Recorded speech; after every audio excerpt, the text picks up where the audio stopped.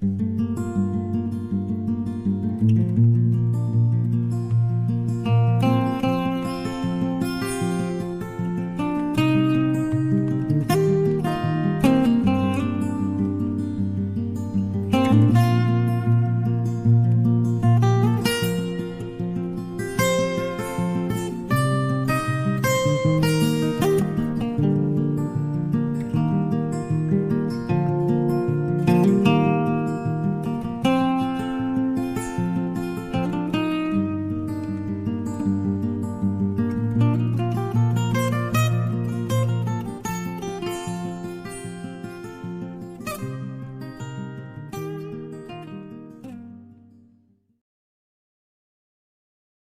morning, folks, and welcome to A Sportsman's Life. Today we're going to talk a little bit about spot and stalk hunting.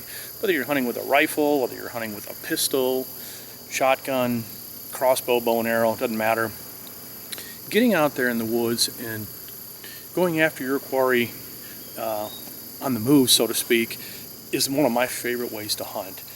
Get out there, get the wind in your favor, find the animal and then put a stalk on them. Get close and make a shot. This morning we got the opportunity to sneak up on a bunch of hogs. I got within probably 15 to 20 yards. So let's take a look at this video here and I'll show you, how much fun it is just to sneak up on them. Now I had my bow, but it was back at camp. So I did not actually hunt these hogs, but I just wanted to, for my own sake, see how close I could get with a video camera just to show you. So let's take a look.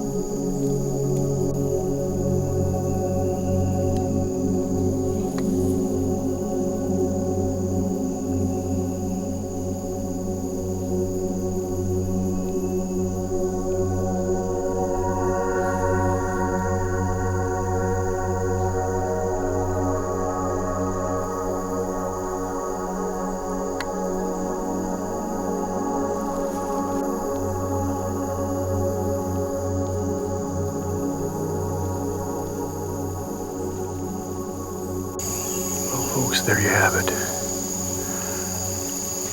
We stalked up to these hogs within about 20, maybe 25 yards.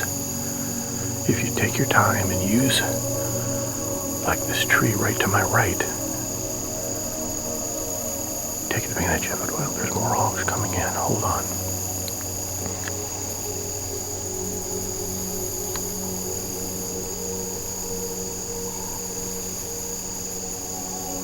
This is amazing. I should have my bow. Unbelievable.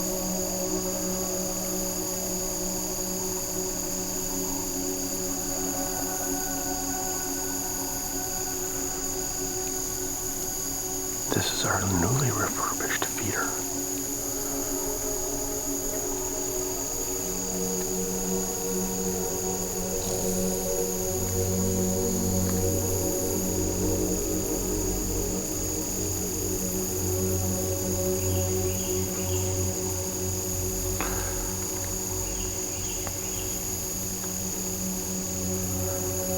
I should have been hunting this morning.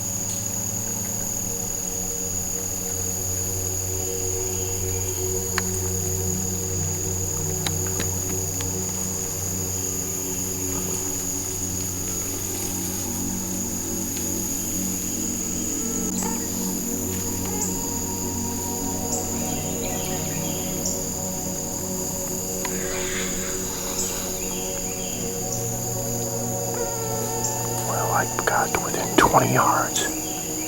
And folks, I want you to know the wind is behind my back. I want you to know I sprayed down with TRHB Outdoors Scent Guardian before putting a stalk on these fellas this morning. I promise you, if I wouldn't have sprayed down, I'd have been busted. They came within 15 yards of me. They're about 20 yards right now. Happily feeding. Pretty crazy. It's funny, my bow is sitting back at camp. If I had it with me, I'd have definitely had a shot.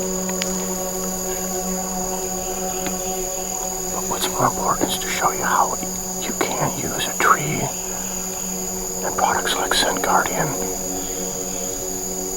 and lock, and you can get real close to hogs. These are all within shooting distance.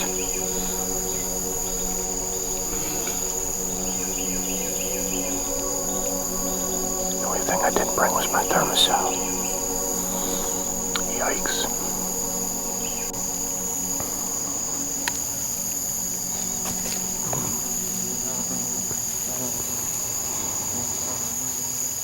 Welcome back, friends. How'd you like that? That was fun.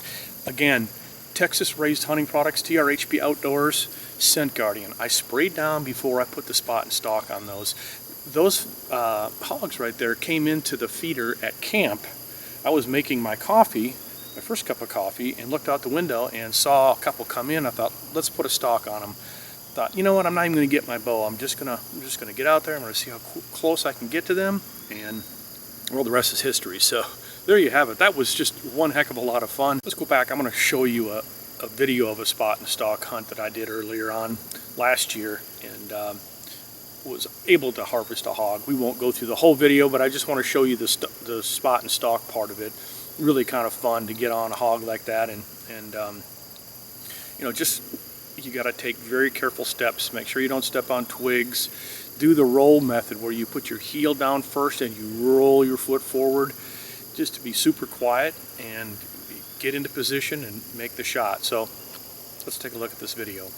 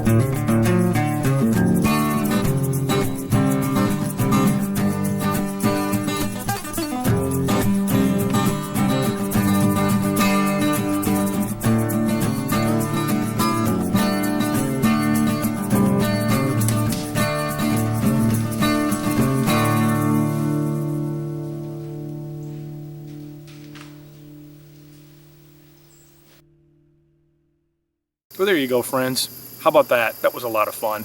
You know, the spot and stalk method is really a fun way to hunt. You know, there's a lot of guys out there, tree stands and box blinds and all that. That's great. I love that. I love to hunt from ladder stands and box blinds and those type things.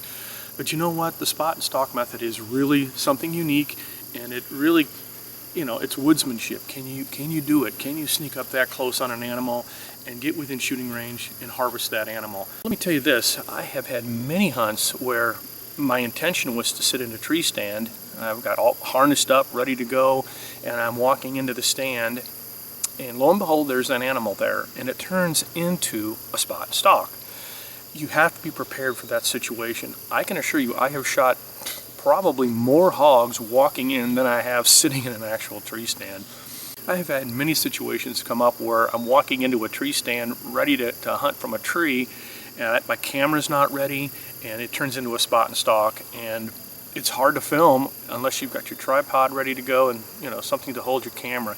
I've shot many hogs I didn't get on film because I wasn't prepared. So keep that tip in mind as well, folks. If you're filming, you really should be walking in with your camera on a tripod ready to go, so you can just set it down, turn it on, and capture the action. I hope you enjoyed today's segment on spot and stalk. Get out there and try that. It is just one heck of a lot of fun, and I promise you it's a good way to put game in your freezer. Somebody have a laser? It doesn't work. You have one. It's right here. That's not a solid one. Yeah, but it doesn't work on the That screen. doesn't work on the glass. The green ones do. Okay, and then the top port. You'll see 100-yard, those are 100-yard targets, all right? Your range cars go out to 700 yards. So by the time we might not get it done this morning, but we may, but by the time this afternoon, we will have it done. We're gonna have 100-yard zero, and then we're gonna have another data point of the drop, and that'll be 700 yards. So between those two data points, we go to the ballistic computer, and we start telling the ballistic computer, here's where we zeroed, here's the drop at 700, based on this environment. 3 inches, yes sir. Still hits the kill zone, right? Still kills it. And then you go to the small plate, which are 6 inches in diameter. It's got a 3-inch drop. Where would I hold on a 6-inch diameter target? Top edge. Don't need a reticle to do that, right? I don't need a first focal plane reticle to do that.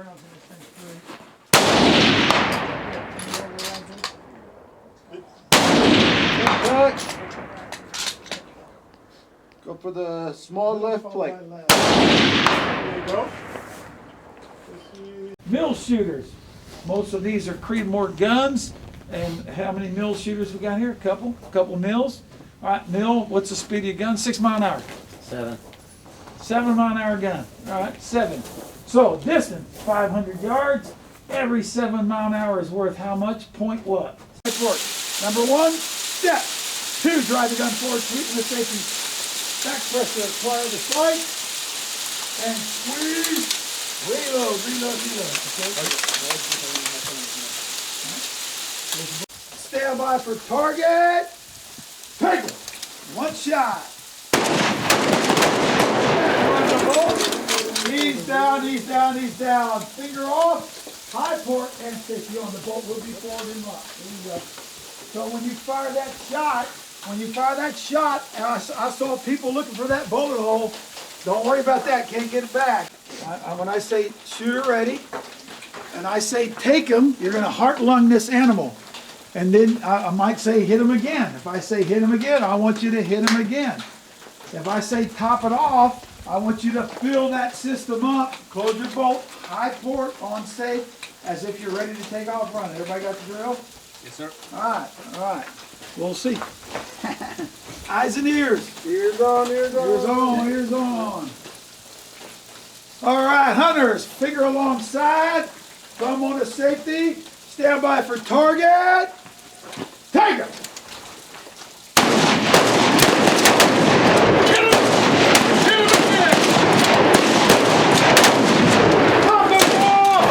Top them off. You guys are going to have to help me out here. Top them off, fill them up. We'll do that one more time, Hunter. So basically I'm giving you about 2 shots and we're going to top it off.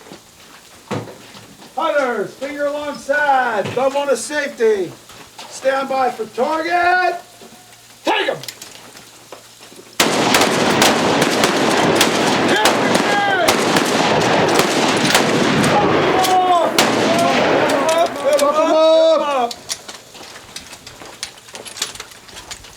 Fill them up. High port. Finger alongside. Get ready to take out one. That was about 2 or 3 times.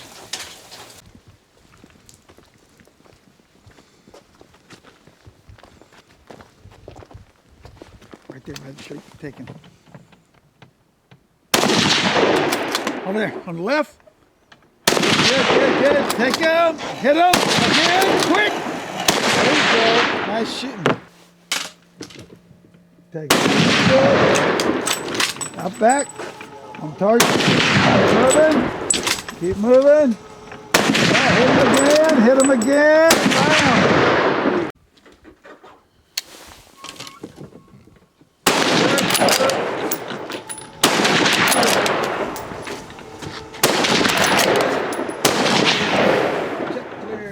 About everything so far. It's a learning experience. It's a good one. It's a learning experience. I'm not much of a rifle guy. I'm big into archery, but I'm learning a lot, and unbelievable place. And the cool thing about it is they're taking baby steps with me and allowing me to perform, and we're shooting the first morning. I've never shot long distance, and I'm already hitting 700-yard targets on the first shot. And it's just cool how they teach you how to do things. Things that seem obvious and some things that are way above me, and I'll probably never catch on, but this is a place that everybody should come. I got a feeling you're catching on. I've been watching you shoot, so I think you're there. I'm trying. I'm loving every minute of it. I'm glad I was invited here by DSC and just love to be a part of it. Appreciate your time. We're gonna pack up. We're gonna load this stuff in the vehicles, or carrying them up one or the other, and we'll head on into the hooch. We're cold. What do you think about everything so far? Oh, this is a first-class operation, I'll tell you what. The lodge, the food, this terrain and this range, it's been incredible. I'm bringing my boys back here, that's for sure. I got a feeling they're going to absolutely love it when you do. I think they will too. Probably make it an annual thing if it's up to them. There you go. So it's incredible. Really glad to be here. Frank, tell me about your thoughts of the event held here at the FTW Ranch. It's kind of a joint effort between the different chapters, DSC and DSC Foundation. I think it's a fantastic idea that DSC put together in the foundation. Something I've actually had some thoughts about in the past, that all the chapter presidents should get together and share their ideas. So when I heard this was happening, I was very excited and couldn't wait to get here. It was an excellent idea that they did this. On a second question, how do you think DSC Foundation can work together in the future?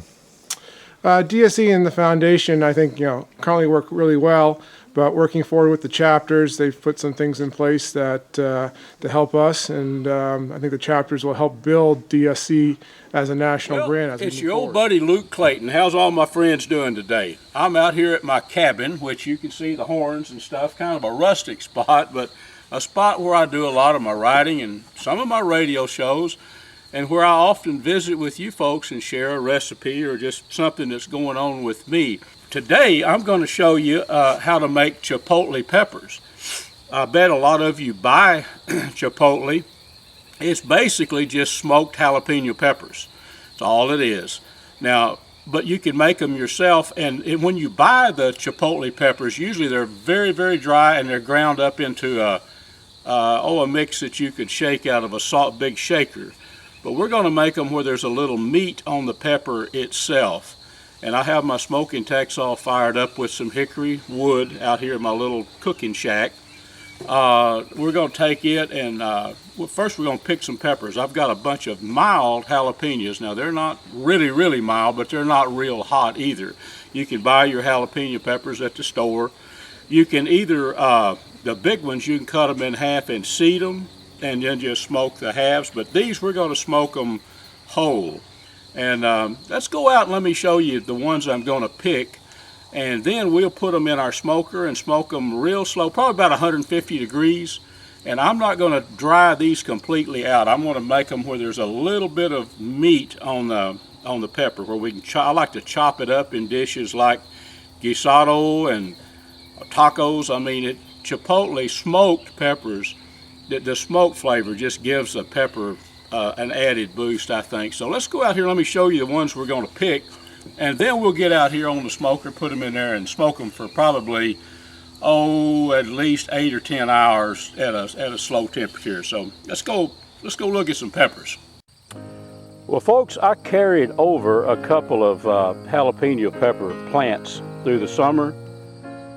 And this is really a milder version of the jalapeno. They're still hot if you let them get a little maturity on them.